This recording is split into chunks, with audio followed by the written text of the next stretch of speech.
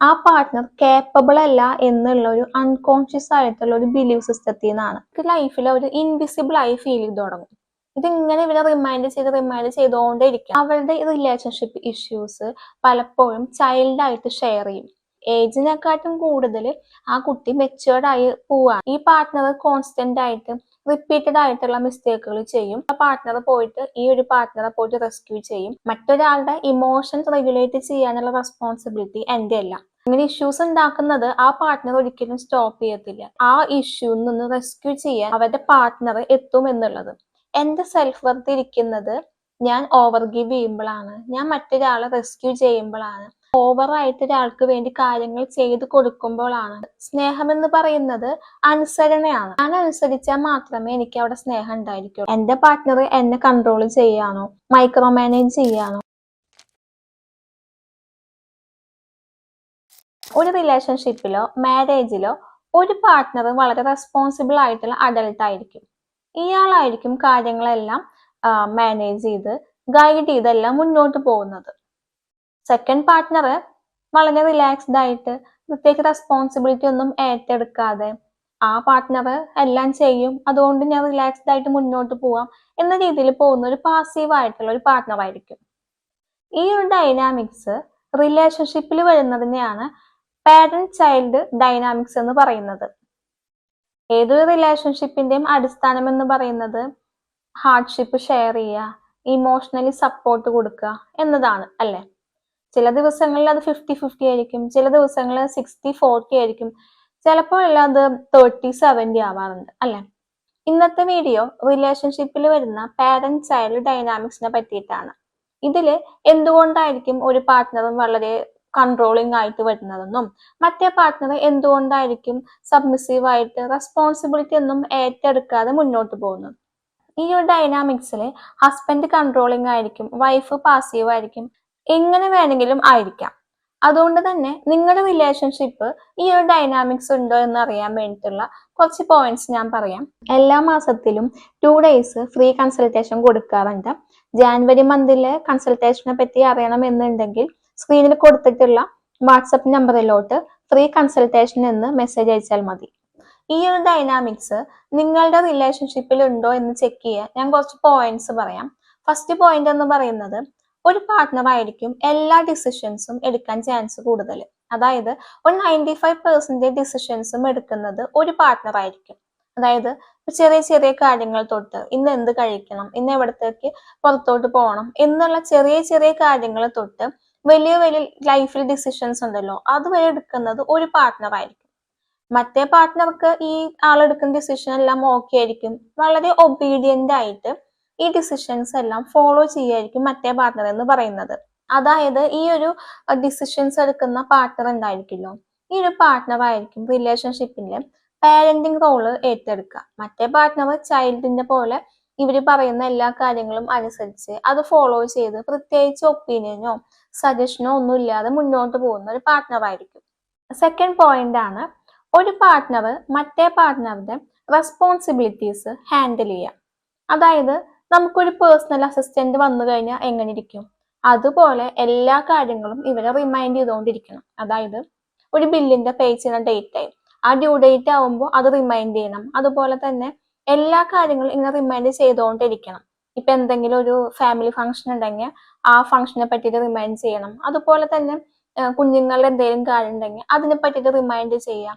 ഒരു personal assistant എന്തായിരിക്കും നമുക്ക് വേണ്ടി ചെയ്തു തരിക, അതുപോലെ ഈ ചൈൽഡ് പാർട്ട്ണറെ ഈ പാരന്റൽ പാർട്ട്ണർ ഇങ്ങനെ റിമൈൻഡ് ചെയ്തുകൊണ്ടേയിരിക്കും. എല്ലാ ചെറിയ ചെറിയ കാര്യങ്ങൾ തൊട്ട് ലൈഫിലെ വലിയ കാര്യങ്ങൾ വരെ ഈ ഒരു പാർട്ട്ണർ വേണം റിമൈൻഡ് ചെയ്ത് കൊടുക്കാൻ വേണ്ടിയിട്ട്.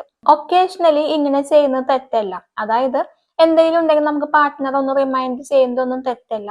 പക്ഷെ കോൺസ്റ്റന്റ് ആയിട്ട് ഒരു പാർട്ട്ണറെ മറ്റേ പാർട്ട്ണർ ഇങ്ങനെ റിമൈൻഡ് ചെയ്തുകൊണ്ടിരിക്കുമ്പോൾ നമ്മൾ അവരുടെ റെസ്പോൺസിബിലിറ്റി ഷോൾഡറിൽ എടുത്ത് വെക്കില്ലേ ചെയ്യുന്നത്. ഇത് പിന്നീട് ഈ പാരന്റൽ റോൾ ചെയ്യുന്ന പാർട്ട്ണർക്ക് അത് ഭയങ്കരമായിട്ട് ഇമോഷണലി ബേൺ ഔട്ടും അതുപോലെ തന്നെ ഒരു സപ്പോർട്ട് കിട്ടാതെ വരുമ്പോൾ ഉണ്ടാവുന്ന ഒരുപാട് പ്രശ്നങ്ങൾ ഉണ്ടായിരിക്കുമല്ലോ, ഇമോഷണലി മെന്റലി എല്ലാം. ഈ ഒരു പാരന്റൽ റോൾ ചെയ്യുന്ന പാർട്ട്ണർ ഡൗൺ ആയി പോകും. ഇങ്ങനെ എല്ലാ കാര്യത്തിനും ഒരു പേഴ്സണൽ അസിസ്റ്റന്റ് പോലെ റിമൈൻഡ് ചെയ്യുക, അവർക്ക് വേണ്ട കാര്യങ്ങളെല്ലാം ചെയ്തു കൊടുക്കുമ്പോൾ ഈ ഒരു വ്യക്തി വളരെ ഡിപ്പെൻഡന്റ് ആയി മാറും അല്ലെ. നമ്മളില്ലാതെ ആ വ്യക്തിക്ക് ജീവിക്കാൻ പറ്റാത്ത പോലത്തെ ഒരു സിറ്റുവേഷനിലേക്ക് ആ വ്യക്തി ചെന്നെത്തും. തേർഡ് പോയിന്റ് ആണ് ഞാൻ സെക്കൻഡ് പറഞ്ഞ പോലെ എന്തെങ്കിലും ഒരു കാര്യം ഉണ്ടെങ്കിൽ നമ്മൾ റിമൈൻഡ് ചെയ്യില്ലേ. ഈ റിമൈൻഡ് ചെയ്യുന്നത് കോൺസ്റ്റന്റ് ആയിട്ട് റിമൈൻഡ് ചെയ്തുകൊണ്ടിരിക്കുക. നമ്മൾ നാഗിങ് എന്ന് പറയത്തില്ലേ, ഇതിങ്ങനെ നമ്മൾ കോൺസ്റ്റന്റ് ആയിട്ട് അവരെ റിമൈൻഡ് ചെയ്തുകൊണ്ടിരിക്കുക. അതുപോലെ തന്നെ എല്ലാവർക്കും റിലേറ്റ് ചെയ്യാൻ പറ്റായിരിക്കും. ഹസ്ബൻഡ് കുളി കഴിഞ്ഞ് അവരുടെ ടവല് ബെഡിൽ ഇട്ടിട്ട് പോവാണ്. വൈഫ് ഇത് കോൺസ്റ്റന്റ്ലി ഒരുപാട് ടൈം പറഞ്ഞിട്ടുണ്ടായിരിക്കും അല്ലെ. ഇതിങ്ങനെ ഇവരെ റിമൈൻഡ് ചെയ്തുകൊണ്ടേ ഇരിക്കണം. ഇത് ഈ ഒരു കേസിൽ മാത്രമല്ല, ഇവരുടെ ലൈഫിൽ ഒരുപാട് കാര്യങ്ങളിൽ ഇതുപോലെ ഇവരെ നമ്മൾ പിന്നാലെ നടന്ന് റിമൈൻഡ് ചെയ്യാം. ഇത് ഹസ്ബൻഡ് മാത്രമല്ല, വൈഫിന്റെ അടുത്തും ചെയ്യാറുണ്ട്. നമ്മൾ വൈഫിനോട് പറയുന്ന പല കാര്യങ്ങളും അത് വൈഫ് എന്ത് ചെയ്യുന്നില്ല, അത് കേൾക്കാണ്ടാവുമ്പോൾ ഹസ്ബൻഡ് അത് മൾട്ടിപ്പിൾ ടൈംസ് റിമൈൻഡ് ചെയ്തുകൊണ്ടേ ഇരിക്കും. ഇവിടെ ചൈൽഡ് പൊസിഷനിൽ നിൽക്കുന്ന പാർട്ട്ണർ ഉണ്ടല്ലോ, അവർക്ക് വല്ലാണ്ട് ഇറിറ്റേഷനും, അതുപോലെ തന്നെ ഒരു ടീച്ചർ എങ്ങനെയാണ് സ്റ്റുഡന്റിന്റെ അടുത്ത് പറഞ്ഞുകൊണ്ടിരിക്കുക അതുപോലെ ആയിരിക്കും ഇവർക്ക് തോന്നുക. അതുപോലെ തന്നെ മാനേജർ എങ്ങനെയായിരിക്കും സ്റ്റാഫിന്റെ അടുത്ത് പെരുമാറാം അതുപോലെ ആയിരിക്കും ഇവർക്ക് ഫീൽ ചെയ്യുന്നുണ്ടായിരിക്കുക അല്ലെ. പക്ഷെ ഈ കേസില് പാരന്റ് റോൾ ചെയ്യുന്ന പാർട്ട്ണർക്കും ചൈൽഡിന്റെ റോൾ ചെയ്യുന്ന രണ്ട് പാർട്ട്ണർക്കും ഇമോഷണലി ബേൺ ഔട്ട് ഉണ്ടാവാറുണ്ട്. അതുപോലെ തന്നെ വളരെ ഇറിറ്റേഷൻ വരാറുണ്ട്. നമ്മളൊരു കാര്യം 10 ടൈംസ് പറയുമ്പോൾ പറയുന്ന ആൾക്ക് ദേഷ്യം വരും, അതുപോലെ തന്നെ കേൾക്കുന്ന ആൾക്കും ദേഷ്യം വരും അല്ലെ. പക്ഷെ ഇത്രയെല്ലാം പറഞ്ഞാലും ആ ചൈൽഡ് റോളിൽ നിൽക്കുന്ന ആള് അത് ചേഞ്ച് ചെയ്യാനോ അതുപോലെ തന്നെ അവർക്കത് പെട്ടെന്ന് ചെയ്യാനോ സാധിക്കാറില്ല അല്ലെ. കോൺസ്റ്റന്റ് ആയിട്ട് റിമൈൻഡ് ചെയ്യുമ്പോൾ ഈ ചൈൽഡ് പൊസിഷനിൽ നിൽക്കുന്ന പാർട്ട്ണർ ഉണ്ടല്ലോ, അവർക്ക് അവരുടെ സ്വന്തം പാരന്റ്സിനെ പലപ്പോഴും ഓർമ്മ വരാറുണ്ട്. അതായത് ഈ പാരന്റ്സ് എങ്ങനെയാണോ അവരോട് പറഞ്ഞുകൊണ്ടിരുന്നത് ആ സെയിം ടോണിലായിരിക്കും അവരുടെ പാർട്ട്ണറും അവരോട് പറയുന്നുണ്ടായിരിക്കുക. അടുത്ത പോയിന്റ് ആണ്, ഈ ചൈൽഡ് പൊസിഷനിൽ നിൽക്കുന്ന പാർട്ട്ണർ ഇല്ലേ, ഈ പാർട്ട്ണറുടെ ഇമോഷൻസ് റെഗുലേറ്റ് ചെയ്യുന്ന അതിന്റെ റെസ്പോൺസിബിലിറ്റി പാരന്റൽ റോളിൽ നിൽക്കുന്ന പാർട്ട്ണർക്കായിരിക്കുന്നു. എക്സാമ്പിൾ ആയിട്ട് നമ്മുടെ കുഞ്ഞുങ്ങള് വിഷമിക്കുമ്പോൾ അവരുടെ ഇമോഷൻസ് നമ്മൾ റെഗുലേറ്റ് ചെയ്യാൻ ശ്രമിക്കാറില്ലേ, അതുപോലെ ആയിരിക്കും ഈ പാരന്റ് റോളിൽ നിൽക്കുന്ന പാർട്ട്ണർ അവരുടെ ചൈൽഡ് പൊസിഷനിൽ നിൽക്കുന്ന പാർട്ട്ണറെ അവരുടെ ഇമോഷൻസ് റെഗുലേറ്റ് ചെയ്യാൻ ശ്രമിച്ചുകൊണ്ടിരിക്കാം. അതായത് അവരെന്തെങ്കിലും വിഷമത്തിലോ ആങ്സൈറ്റിയിലോ അതുപോലെ തന്നെ ഒരു ഭയങ്കര സ്ട്രെസ്ഫുൾ ആയിട്ട് കാണുമ്പോൾ നമ്മളൊരു പാർട്ട്നേഴ്സ് തമ്മിലുള്ള ആ ഒരു ഇമോഷൻ റെഗുലേറ്റ് ചെയ്യുന്നതിനെക്കാളും കൂടുതലായിട്ട് ഒരു ചൈൽഡിനെ എങ്ങനെയാണോ ടേക്ക് കെയർ ചെയ്ത് അവരുടെ ഇമോഷൻസ് എങ്ങനെയാണോ കോ റെഗുലേറ്റ് ചെയ്യാൻ ശ്രമിക്കുക അതുപോലെ ആയിരിക്കും ഈ പാരന്റ് റോളിൽ നിൽക്കുന്ന ആ ഒരു പാർട്ട്ണർ ശ്രമിച്ചുകൊണ്ടിരിക്കുക. എക്സാമ്പിൾ ആയിട്ട് എൻ്റെ ഹസ്ബൻഡ് ഫ്രണ്ട്സ് ആയിട്ട് ഒരു പ്രോബ്ലം ഉണ്ടായി. ആ പ്രോബ്ലത്തിൽ ഹസ്ബൻഡ് വളരെ ആങ്ഷ്യസ് ആയിട്ടും അതുപോലെ തന്നെ വളരെ വിഷമത്തിലൊക്കെയാണ് ഇരിക്കണേ. ഞാൻ അവിടെ ഒരു പാർട്ട്ണർ എന്ന നിലയിൽ പോയിട്ട് എനിക്ക് ആ ഇമോഷൻസ് വേണമെങ്കിൽ കൂടെ ഇരുന്ന് നമുക്ക് വേണമെങ്കിൽ സംസാരിക്കാം. അതല്ലാതെ ഞാൻ അവിടെ ആ ഇമോഷൻസ് റെഗുലേറ്റ് ചെയ്യാനുള്ള റെസ്പോൺസിബിലിറ്റി എന്റെയാണെന്ന് ഞാൻ തന്നെ അത് എടുത്തു വെച്ച് ഞാൻ എന്ത് ചെയ്യാണ് ആ ഇമോഷൻസ് റെഗുലേറ്റ് ചെയ്യാൻ വേണ്ടി ശ്രമിച്ചുകൊണ്ടിരിക്കുകയാണ്. അതായത് എൻ്റെ ഹസ്ബൻഡ് ഇവിടെ അഡൾട്ടാണ് അല്ലേ, പക്ഷെ ഞാനിവിടെ എൻ്റെ പാർട്ട്ണറുടെ ഇമോഷൻസ് റെഗുലേറ്റ് ചെയ്യാനുള്ള റെസ്പോൺസിബിലിറ്റി അത് എന്റെയാണെന്ന് പറഞ്ഞ് ഞാൻ ആ ഇമോഷൻസ് റെഗുലേറ്റ് ചെയ്യാൻ ശ്രമിക്കുകയാണ്. ഏതൊരു റിലേഷൻഷിപ്പിലും മാരി ചെയ്യുന്നത് രണ്ട് അഡൾട്ടാണ് അല്ലേ. ഒരാളുടെ റെസ്പോൺസിബിലിറ്റി, അതായത് മറ്റൊരാളുടെ ഇമോഷൻസ് റെഗുലേറ്റ് ചെയ്യാനുള്ള റെസ്പോൺസിബിലിറ്റി എൻ്റെ അല്ല, അത് അവൻ സ്വയം ചെയ്യേണ്ടതാണ് അല്ലേ. അതുകൊണ്ട് തന്നെ ഇത്തരത്തിലുള്ള ഡൈനാമിക്സ് നിങ്ങളുടെ റിലേഷൻഷിപ്പിൽ ഉണ്ടെങ്കിൽ അതൊരു പാരന്റ് ചൈൽഡ് ഡൈനാമിക്സ് ആയിരിക്കും. അടുത്ത പോയിന്റ് ആണ്, ഒരു പാർട്ട്ണർ ചെയ്യുന്ന മിസ്റ്റേക്ക് ഉണ്ടല്ലോ അത് മറ്റേ പാർട്ട്ണർ ഫിക്സ് ചെയ്തുകൊണ്ടിരിക്കുക.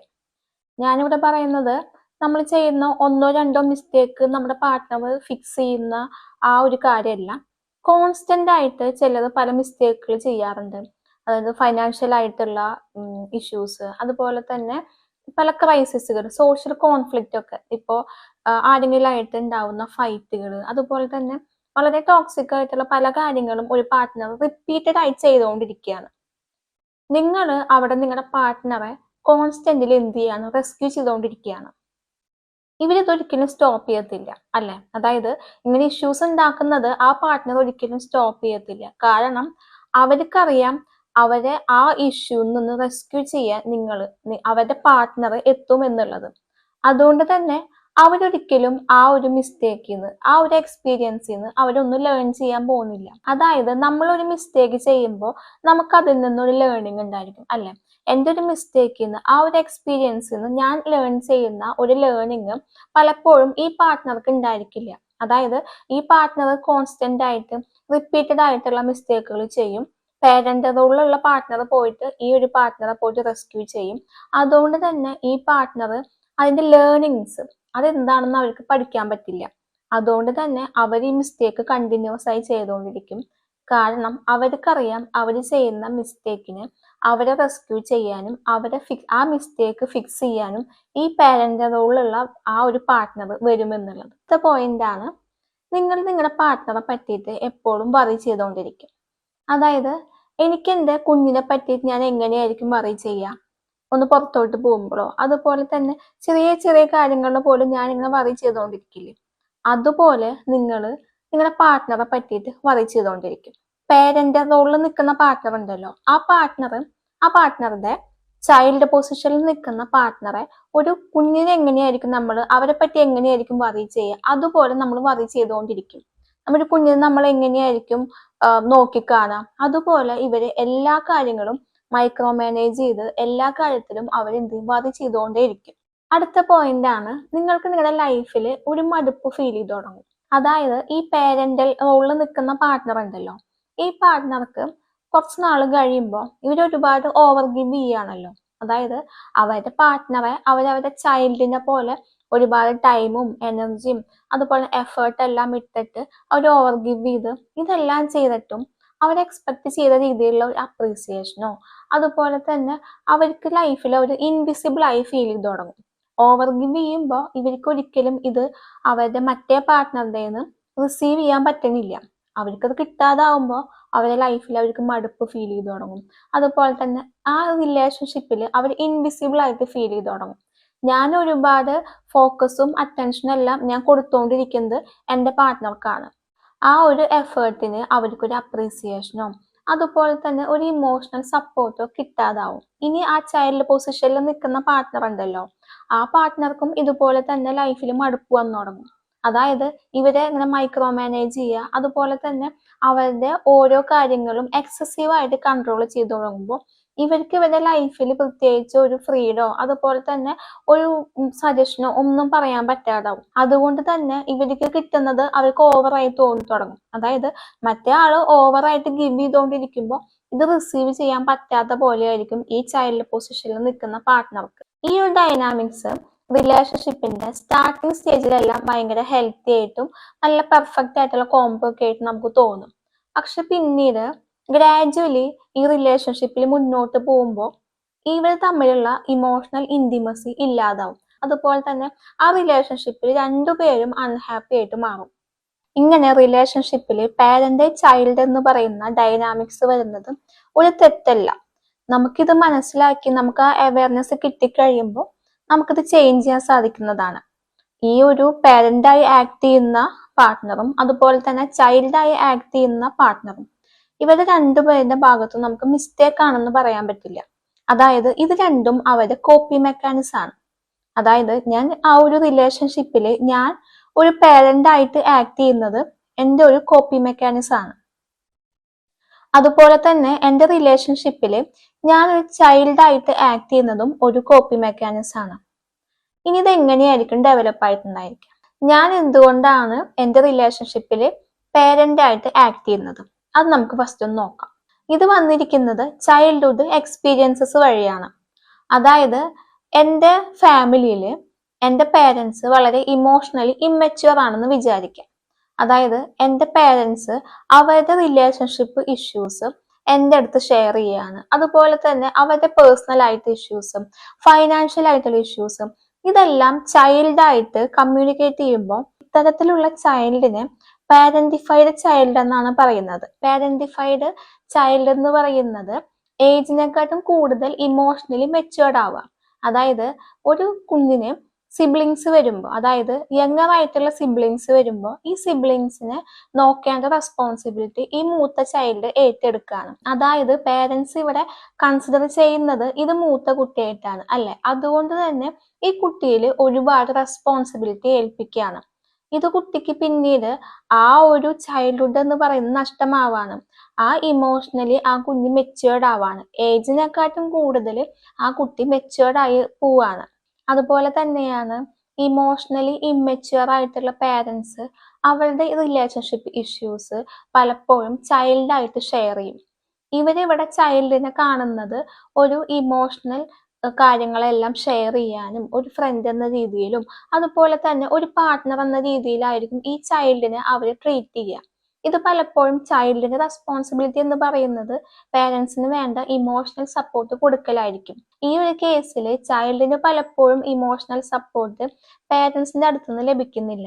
അതുപോലെ തന്നെ ഒരു പേരൻസിനോ ഉണ്ടാവുന്ന അസുഖങ്ങൾ, അതുപോലെ തന്നെ പേരൻസിന്റെ പല അഡിക്ഷൻസ്, ഫൈനാൻഷ്യൽ ആയിട്ടുള്ള ക്രൈസിസ്, അതുപോലെ തന്നെ പേരൻസും ഈ സെയിം പാറ്റേണിലാണ് പോകുന്നതെന്ന് വിചാരിക്കുക. അതായത് ആ റിലേഷൻഷിപ്പിലും പാരന്റ് ചെയ്യുന്നത് പാർട്ട്നേഴ്സ് എന്ന രീതിയിലായിരിക്കില്ല. ഒരാള് പാരന്റ് ആയിട്ടും മറ്റൊരാൾ ചൈൽഡ് ആയിട്ടാണെങ്കിൽ ഈ ചൈൽഡും ഈ സെയിം പാറ്റേൺ കോപ്പി ചെയ്യാനുള്ള ചാൻസ് കൂടുതലാണ്. ഇത്തരത്തിലുള്ള സിറ്റുവേഷൻസ് വരുമ്പോൾ ചൈൽഡ് എക്സ്പീരിയൻസ് ചെയ്യുന്നത് എന്നെ നോക്കാൻ ആരുമില്ല എന്നും അതുപോലെ തന്നെ ഇമോഷണൽ സപ്പോർട്ട് എനിക്ക് ലഭിക്കാനില്ല എന്നും മനസ്സിലാവുന്ന ചൈൽഡ് പലപ്പോഴും പെട്ടെന്ന് തന്നെ അഡൾട്ട് ലൈഫിലേക്ക് ജമ്പ് ചെയ്യാറുണ്ട്. അതായത് അവരുടെ ഏജിനെക്കാട്ടും കൂടുതലായിട്ട് അവർക്ക് ഇമോഷണൽ മെച്യൂർഡ് ആവാണ്. ഇത് പലപ്പോഴും ചൈൽഡിന് ഓവറായിട്ട് ഇൻഡിപെൻഡന്റ് ആവണമെന്നും അതുപോലെ തന്നെ എന്നെ ടേക്ക് കെയർ ചെയ്യാൻ ഞാൻ തന്നെയാണ് ഉള്ളതെന്നും അതുകൊണ്ട് തന്നെ എനിക്ക് ഓവറായിട്ട് അച്ചീവ് ചെയ്യണം, ഓവറായിട്ട് ഇൻഡിപെൻഡന്റ് ആവണം, ഹൈപ്പർ ഇൻഡിപെൻഡന്റ് ഒക്കെ ആവണം കണ്ടിട്ടില്ലേ. ഇതെല്ലാം ആവുന്നത് ഇത്തരത്തിലുള്ള ചൈൽഡ് ആയിരിക്കും. ഇത്തരത്തിലുള്ള ചൈൽഡ് അവരുടെ ഏർലി ചൈൽഡ്ഹുഡിൽ നിന്ന് ലഭിക്കുന്ന എക്സ്പീരിയൻസസിൽ നിന്നും പല ബിലീവ് സിസ്റ്റംസ് എടുത്തു വെക്കും. ഈ ബിലീവ് സിസ്റ്റം എന്ന് പറയുന്നത് പലപ്പോഴും എന്റെ സെൽഫ് വർത്ത് ഇരിക്കുന്നത് ഞാൻ ഓവർ ഗിവ് ചെയ്യുമ്പോഴാണ്, ഞാൻ മറ്റൊരാളെ റെസ്ക്യൂ ചെയ്യുമ്പോഴാണ്, അതുപോലെ തന്നെ ഞാൻ ഹൈപ്പർ ഇൻഡിപെൻഡന്റ് ആവുമ്പോഴാണ്, അതുപോലെ തന്നെ ഞാൻ ഓവറായിട്ട് ഒരാൾക്ക് വേണ്ടി കാര്യങ്ങൾ ചെയ്തു കൊടുക്കുമ്പോഴാണ്. ഇത്തരത്തിലുള്ള പല ബിലീവ് സിസ്റ്റംസും ഈ ചൈൽഡ് എടുത്തു വെക്കും. ഇതായിരിക്കും ഈ ചൈൽഡിന്റെ അഡൾട്ട് ലൈഫിലും കാണുന്ന പാരന്റിങ് റോൾ ഏറ്റെടുക്കുന്നത്. റിലേഷൻഷിപ്പില് പാരന്റിങ് റോൾ ചെയ്യുന്ന പാർട്ട്ണർ ഉണ്ടല്ലോ, ഈ പാർട്ട്ണർ പലപ്പോഴും ആങ്ഷ്യസ് അറ്റാച്ച്മെന്റ് ആയിരിക്കും. അതായത് ഇവർക്ക് ഇവരുടെ പാർട്ട്ണർ അവരെ ഉപേക്ഷിച്ച് പോവോ, അതുപോലെ തന്നെ ഒരു ഫിയർ ഇവർക്ക് എപ്പോഴും ഉണ്ടായിരിക്കും. അതുകൊണ്ട് തന്നെയാണ് ഇവർ ഓവറായിട്ട് റിലേഷൻഷിപ്പിൽ മറ്റേ ഒരു പാർട്ട്ണറെ കൺട്രോൾ ചെയ്യുന്നതും അവരെ മൈക്രോ മാനേജ് ചെയ്യുന്നതും ഓരോ കാര്യത്തിലും ഇവർ ഓവർ ഗിവ് ചെയ്യുന്നതെല്ലാം ഈ ഒരു പാർട്ട്ണറെ ഹോൾഡ് ചെയ്ത് വെക്കുകയാണ്. ഇവർക്ക് ആ പാർട്ട്ണറെ നഷ്ടപ്പെടുത്താൻ പറ്റാത്തത് കൊണ്ട് മാക്സിമം ഇവർ ആ പാർട്ട്ണറെ കൺട്രോൾ ചെയ്ത് ഹോൾഡ് ചെയ്ത് വെക്കും. ഇനി റിലേഷൻഷിപ്പില് ചൈൽഡായിട്ട് ആക്ട് ചെയ്യുന്ന ആ ഒരു പാർട്ട്ണർ ഇതെങ്ങനെയായിരിക്കും ഡെവലപ്പ് ആയിട്ടുണ്ടായിരിക്കുക? ഇതും ചൈൽഡ്ഹുഡ് എക്സ്പീരിയൻസിൽ നിന്നായിരിക്കും ഡെവലപ്പ് ആയത്. ഇത്തരത്തിൽ ഒരുപാട് കൺട്രോളിങ് ആയിട്ടുള്ള പാരൻസ് വരുമ്പോൾ ചൈൽഡ് പലപ്പോഴും പഠിക്കുന്നത് സ്നേഹം എന്ന് പറയുന്നത് അനുസരണയാണ്. അതായത് ഞാൻ അനുസരിച്ചാൽ മാത്രമേ എനിക്ക് അവിടെ സ്നേഹം ഉണ്ടായിരിക്കുള്ളൂ. എനിക്ക് അവിടെ എതിർത്ത് പറഞ്ഞാലോ അതുപോലെ തന്നെ എനിക്ക് എൻ്റെതായിട്ടുള്ള ഒപ്പീനിയനോ സജഷനോ മറ്റോ പറഞ്ഞു കഴിഞ്ഞാൽ അവിടെ ഞാൻ ഒബീഡിയന്റ് അല്ല എന്ന രീതിയിലായിരിക്കും. അതായത് എനിക്ക് സ്നേഹം കിട്ടണമെങ്കിൽ ഞാൻ അനുസരണയുള്ള ആളായിരിക്കണം. ഈ സെയിം പാറ്റേൺ ആണ് ഇവരുടെ റിലേഷൻഷിപ്പിലോട്ടും ഇവർ കൊണ്ടുപോകുന്നത്. അതുകൊണ്ട് തന്നെ പാർട്ട്ണർ പലപ്പോഴും കൺട്രോൾ ചെയ്യുമ്പോൾ ഇവർക്ക് നോ പറയാൻ പറ്റില്ല. അതുപോലെ തന്നെ ഇവരുടെ പല സജഷൻസോ ഒപ്പീനിയനോ ഒന്നും ഇവർക്ക് പറയാൻ പറ്റാത്തത് ഇവരുടെ ആ ഒരു ബിലീവ് സിസ്റ്റം എന്ന് പറയുന്നത്, അതായത് സ്നേഹം എന്ന് പറയുന്നത് ഒബീഡിയന്റ് ആവണം. അതുപോലെ തന്നെയാണ് ഫിയർ ഓഫ് കോൺഫ്ലിക്റ്റ് ഉണ്ടായിരിക്കും, fear of responsibility, low self esteem, past trauma. ഇതിൽ നിന്നെല്ലാം ഈ ചൈൽഡിന് ലഭിക്കുന്ന എക്സ്പീരിയൻസ് ഈ ചൈൽഡിന്റെ അഡൾട്ട് ലൈഫിൽ ഇവരുടെ റിലേഷൻഷിപ്പിലും കാണാൻ പറ്റും. അതായത് ഇവരെ എക്സ്പെക്ട് ചെയ്യുന്നത് ഇവരെ ടേക്ക് കെയർ ചെയ്യാൻ ഒരാൾ വേണം, അതുപോലെ തന്നെ ഇവരുടെ കാര്യങ്ങൾ ഇവരെ റിമൈൻഡ് ചെയ്യാനും ഇവരെ ടേക്ക് കെയർ ചെയ്ത് കൊണ്ടുപോവാൻ ഇവരെ മാനേജ് ചെയ്ത് കൊണ്ടുപോവാൻ ഒരാൾ വേണം. ഇത് സബ് കോൺഷ്യസ്ലി ആയിരിക്കും, ഇത് അൺകോൺഷ്യസ്ലി ആണ് നടക്കുന്നത്. അതുകൊണ്ട് തന്നെ ഇവർക്ക് ലഭിക്കുന്ന പാർട്ട്ണർ പലപ്പോഴും ഒരു കൺട്രോളിംഗ് ആയിട്ടും അതുപോലെ തന്നെ ഓവറായിട്ട് മൈക്രോ മാനേജ് ചെയ്യുന്ന പാർട്ട്നേഴ്സ് ആയിരിക്കും. റിലേഷൻഷിപ്പിൽ ഈ ഡൈനാമിക്സ് എങ്ങനെയാണ് റീസ്റ്റോർ ചെയ്യുക? ഫസ്റ്റ് സ്റ്റെപ്പ് എന്ന് പറയുന്നത്, ഈ പാരന്റിങ് റോളിൽ നിൽക്കുന്ന ആ ഒരു പാർട്ട്ണർ ഉണ്ടല്ലോ, അവര് മറ്റേ പാർട്ട്ണറെ കൺട്രോൾ ചെയ്യുക എന്നുള്ളത് സ്റ്റോപ്പ് ചെയ്യണം.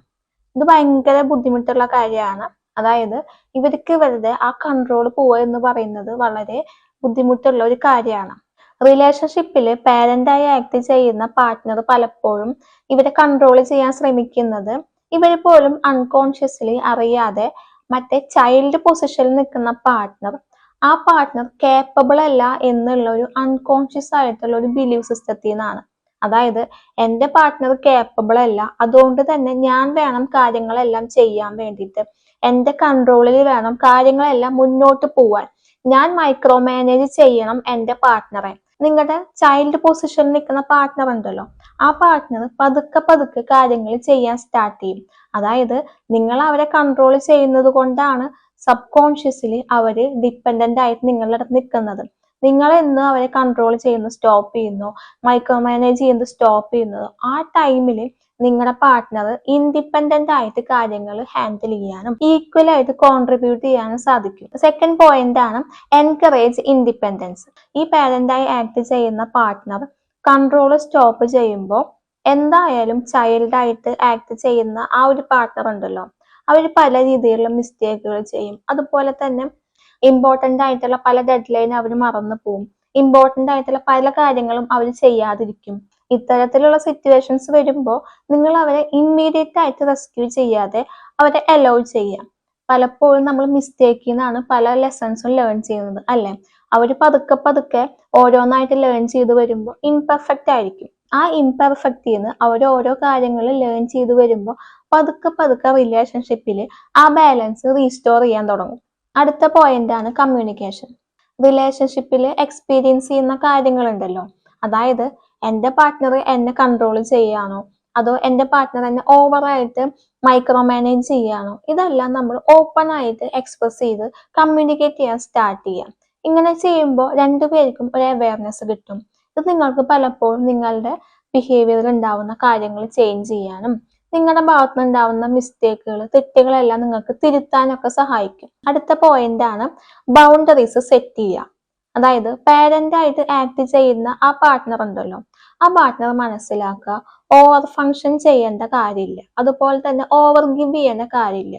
അതായത് നിങ്ങളുടെ റിലേഷൻഷിപ്പിൽ ഈക്വൽ ആയിട്ട് നിങ്ങൾ കോൺട്രിബ്യൂട്ട് ചെയ്യുമ്പോഴാണ് ആ റിലേഷൻഷിപ്പ് ഒരു ഹെൽത്തി രീതിയിൽ മുന്നോട്ട് പോകുന്നത്. നിങ്ങളുടെ പലപ്പോഴും നിങ്ങളുടെ സെൽഫ് വർത്ത് ഇരിക്കുന്നത് ഓവർ ഗീവ് ചെയ്യുമ്പോഴോ അതുപോലെ തന്നെ റിലേഷൻഷിപ്പിൽ എല്ലാ കാര്യങ്ങളും ഒറ്റയ്ക്ക് മാനേജ് ചെയ്യുമ്പോഴായിരിക്കും. പക്ഷെ റിലേഷൻഷിപ്പ് ബെറ്ററായി മുന്നോട്ട് പോകണമെങ്കിൽ നിങ്ങൾക്ക് രണ്ടുപേർക്കും ഈക്വൽ ആയിട്ട് കോൺട്രിബ്യൂട്ട് ചെയ്യാൻ പറ്റണം. മറ്റേ ചൈൽഡ് പൊസിഷനിൽ ഇരിക്കുന്ന പാർട്ട്ണർ വേണം അവർക്ക് ഓരോ ഡിസിഷൻസ് എടുക്കുമ്പോഴും അതുപോലെ തന്നെ ചെറിയ ചെറിയ റെസ്പോൺസിബിലിറ്റി എല്ലാം എടുക്കുമ്പോഴും അവർ ഇൻഡിപെൻഡന്റ് ആയി ചെയ്യാൻ ശ്രമിക്കുക. ഈ രണ്ട് പാർട്ട്നേഴ്സും ഇത് മനസ്സിലാക്കി ബൗണ്ടറീസ് കൃത്യമായിട്ട് മനസ്സിലാക്കി ബൗണ്ടറിയിൽ നിങ്ങൾ വർക്ക് ചെയ്യുമ്പോൾ നിങ്ങളുടെ റിലേഷൻഷിപ്പിൽ നിങ്ങൾക്ക് നല്ല രീതിയിൽ ഹെൽത്തി രീതിയിൽ മുന്നോട്ട് പോകാൻ സാധിക്കും. അടുത്ത പോയിന്റ് ആണ് മ്യൂച്വൽ എഫേർട്ട് ഉണ്ടല്ലോ, അത് എൻകറേജ് ചെയ്യാൻ ശ്രമിക്കുക. അതായത് ഒരു റിലേഷൻഷിപ്പും ഒരാൾ റിസീവർ ആയിട്ട് മറ്റൊരാൾ ഗിവർ ആയിട്ട് മുന്നോട്ട് പോകാൻ പറ്റത്തില്ല. രണ്ടുപേരും ഈക്വലി റിസീവ് ചെയ്യണം, ഈക്വലി എന്ത് ചെയ്യണം, ഗിവ് ചെയ്യണം.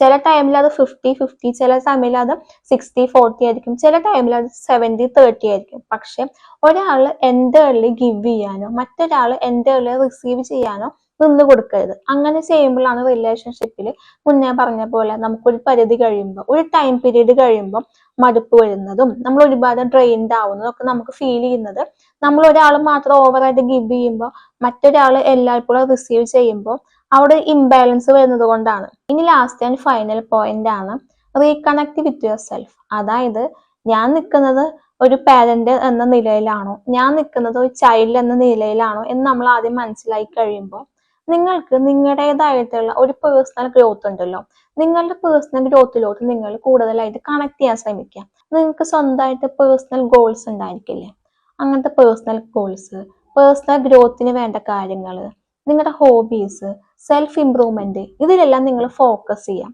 അതായത് റിലേഷൻഷിപ്പ് എന്ന് പറയുന്നത് രണ്ടുപേര് കൂടി ചേരുമ്പോഴാണ് ആ റിലേഷൻഷിപ്പ് ഹെൽത്തിയായ രീതിയിൽ മുന്നോട്ട് പോകുന്നത്. അതോടൊപ്പം തന്നെ ആ റിലേഷൻഷിപ്പിൽ നിങ്ങളുടെ ഇൻഡിവിജ്വൽ ആയിട്ടുള്ള ഗോൾസ് എന്താണെന്നും നിങ്ങൾക്ക് ഗ്രോ ചെയ്യാൻ എന്തൊക്കെ കാര്യങ്ങൾ ആവശ്യമാണെന്നും സെൽഫ് ഇംപ്രൂവ്മെന്റിന് വേണ്ടി നിങ്ങൾക്ക് എന്തെല്ലാം നിങ്ങൾക്ക് സ്വയം കോൺട്രിബ്യൂട്ട് ചെയ്യാൻ സാധിക്കും, ഇത്തരത്തിലുള്ള കാര്യങ്ങൾ നിങ്ങൾ ഫോക്കസ് ചെയ്യാൻ സ്റ്റാർട്ട് ചെയ്യുക. നിങ്ങൾക്ക് റിലേഷൻഷിപ്പിൽ ഇത്തരത്തിലുള്ള ഇഷ്യൂസ് ഹാൻഡിൽ ചെയ്യാൻ സാധിക്കുന്നില്ലെങ്കിൽ നിങ്ങൾക്കൊരു പ്രൊഫഷണലിന്റെ ഹെൽപ്പും സീക്ക് ചെയ്യാവുന്നതാണ്. അതുകൊണ്ട് തന്നെ ഇത്തരത്തിലുള്ള ഒരു ഡൈനാമിക്സ് ആണെങ്കിൽ അത് കണ്ടെത്തി അതിൽ വർക്ക് ചെയ്ത് കഴിയുമ്പോൾ നിങ്ങൾക്ക് ഹെൽത്തി ആയിട്ടും കുറച്ചും കൂടി ഫുൾഫില്ലിംഗ് ആയിട്ടുള്ള റിലേഷൻഷിപ്പിൽ നിങ്ങൾക്ക് മുന്നോട്ട് പോകാൻ സാധിക്കും.